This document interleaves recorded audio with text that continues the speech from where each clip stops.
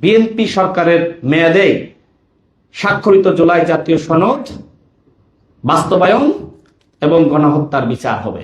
BNP যদি জুলুম করত, আওয়ামী লীগের কেউ বাড়ি ঘরে থাকতে পারতো না। এরপরে জান্নাতের টিকিট যদি বিক্রি করতে যান, জনগণ কিন্তু ঝাঁটা বারুণ দিয়ে ঝেঁটিয়ে বিদায় করবে।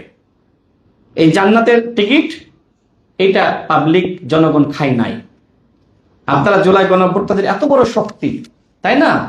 বলেন যে বাংলাদেশে প্রধানমন্ত্রী হয়েছেন আমাদের কারণে, বাংলাদেশে ফিরতে পেরেছেন আমাদের কারণে, মন্ত্রী হয়েছেন আমাদের কারণে। তো আপনাদের এত বড় অবদান, জনগণ কেন আপনাদেরকে ভোট দিয়ে ক্ষমতায় বসাইলো না? বলেন আমাকে। আর বিএনপির ভূমিকা নাই, বিএনপিকে মানুষ ভোট দিল, ক্ষমতায় বসাইলো, জনগণ আপনাদের সাথে মুনাফিকি করেছে, তাই তো বলবেন? আমার মনে হয় এটাই বলবে তারা। দেখেন, বিএনপি জুলাইয়ের পথে আছে। বিএনপি দল হিসেবে জুলাইকে ধারণ করে। বিএনপি আগেই বলেছিল স্বাক্ষরিত জুলাই জাতীয় সনদের পুরোটাই বাস্তবায়ন করব।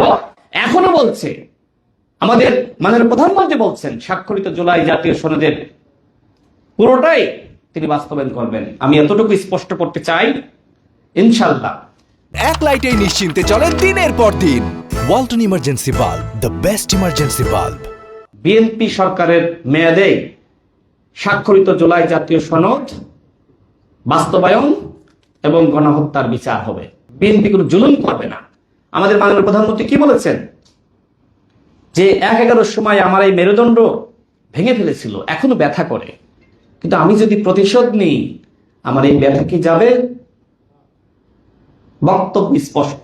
বিএনপি ন্যায় বিচার প্রতিষ্ঠা করবে। বিএনপি প্রতিহিংসা পরায়ণ হয়ে কারোর সাথে জুলুম করবে না।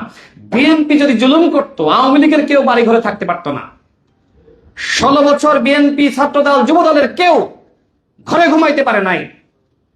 বিএনপি প্রতিশোধ নিলে বাংলাদেশের সংঘর্ষ বেড়ে যেত।